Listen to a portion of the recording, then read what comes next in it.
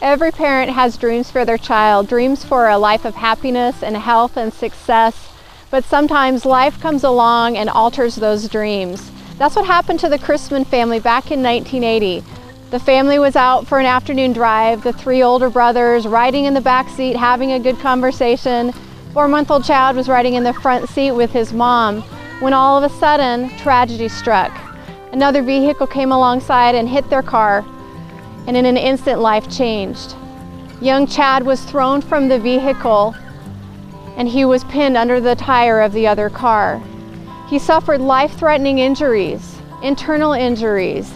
His optic nerve was bruised and he was temporarily blind. He was partially paralyzed, and no one thought he would survive.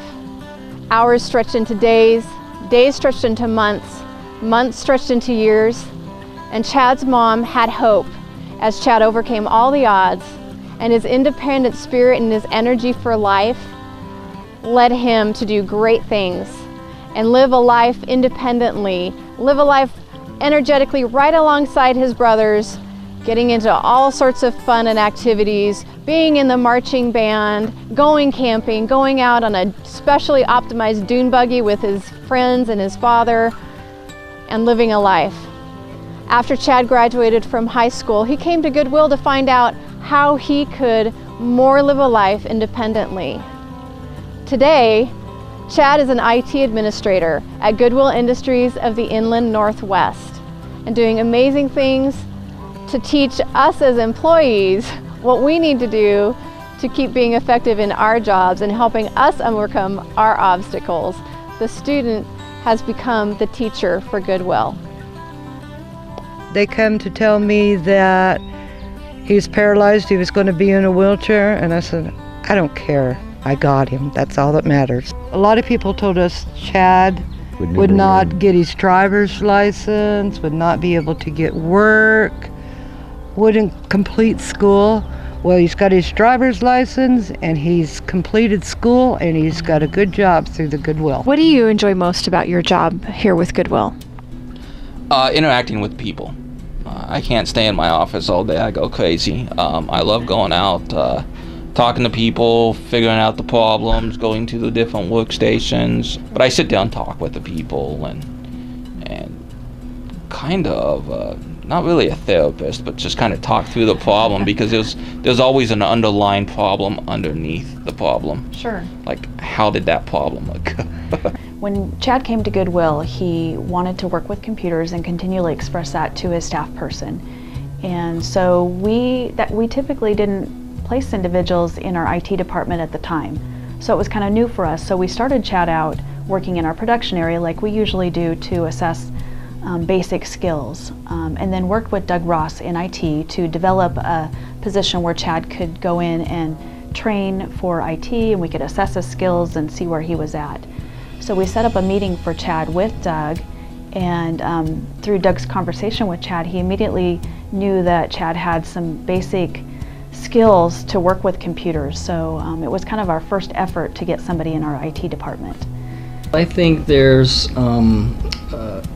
a lot of projects that we put on Chad's plate that are essential to the inner workings of the business, that as far as consulting with the department heads and the actual staff inside the department that are going to do the work, we count on Chad to go ahead and have a really good rapport with a lot of the staff, and he gets we get good comments about his standing with them all the time. How did you become trained up as a participant in Goodwill? And obviously now you're a very valued employee of the company. What would you say to encourage somebody to say, hey, it can be done? How did you get trained? Just persistence. I started off in the program. Just started off in the retail downstairs, and then pounded on Doug to my job coach did to let me up, and then just persistent, and it took time. I mean, it takes time to get where you want to be. It took almost I started in like 2003 and I was hired in 2005. I did have income through SSI, but it's just something about getting those monthly checks I just didn't like. I'd rather work for it, and plus I was getting more, so that's always nicer too. But with your job, you were getting more than you were on SSI, right? Yep, big time. And it was just more of a, hey, I worked for that, that's my money. Chad's always been a striver. You say he can't, he will. I've learned how to look at what's around me and use it to get what I want. So it's just everything everybody else does, just in a different way. Just get out there and do it. And you don't know what you can do until you actually do it. And if you find out that you can't do something, then figure out a way to do it, because there's a way to do it. You just got to figure out the way. I don't like to rely on other people. If I got to do it, I'd rather do it myself. I would always be the kid that would be taking apart stuff and hooking stuff up. My brother brought me big old speakers, the big speakers and the car deck, and the old record player stereo system, and everybody was like, you can't hook that up, and I had it all running through the 12 volt of the back. And I've always been the type to where if I need to make my own plugs, I make my own stuff. I would just rather do it before I go out and buy it, and see if I can do it myself. Everybody thinks, well, when there's a handicap, you got to have a helper. No. He does it on his own. Just like his trailer and that, I designed it so he can unload the buggy and load it by himself. He pulls the trailer. Got the winch in the back. His go-kart. When you get over to the go-kart, I'll show you what I did to his spare seat, because he always scared me. He'd be out somewheres, it would die. How's he supposed to get back? Right. Well, I turned his spare seat into a wheelchair. Awesome. So, but it's mainly that nobody thinks about when a handicap wants something, well, he can't do that. He's living proof that he can do that. People naturally looked at Chad and saw his wheelchair, and they didn't see Chad. And I think Chad has shared that with us. When he came to Goodwill, we were excited to have him because he was excited to be there. He was adventurous and curious, and that made him a fun employee to have around. But what that grew into was a skill that is undeniably important to Goodwill. Chad went back for his education, got his A+ certification, and is now an invaluable employee to us. In fact, I often find it ironic that when Chad came to us, we offered him help, and now he's there for our staff who need help with our IT needs. So, and he's always there to help, and he's always there to teach. And again, that's one of the wonderful things. He's moved from student to teacher, and that is actually the essence of Dr. Helm's vision, is for people, after they receive their hand up, to move on and help others help themselves. The epitome of our mission. It's really exciting to see Chad here at Goodwill in a competitive position, and he's doing really well, because it reminds us of the success of individuals that we place in the community. We get to see Chad every day in that success.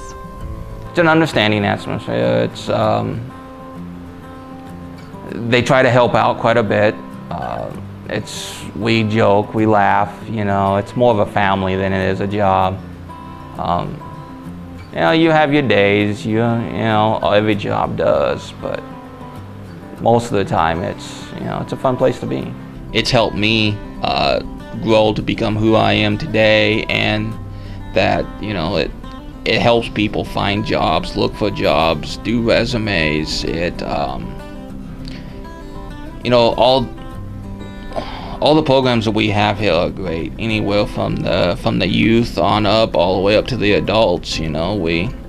We help everybody, even people just fresh out of confinement, and they come out, and they've been away for a lot of years, and they need help too. So it's nice to be able to have that backing to be able to get that job. Goodwill's also really, really, really good about a lot of my medical problems and stuff I have to deal with, that I might be here one minute and gone the next, and everybody's wondering where I went. And you know, and then I come back again, and then it's, you know, but they're pretty good about that. Outgoing, don't usually back down from anything. Usually if I'm wrong, I still don't back down. I keep going, keep a smile on the face. There's still obstacles that always hit you in the way, but, you know, you just kind of have to shrug it off and keep continuing, you know.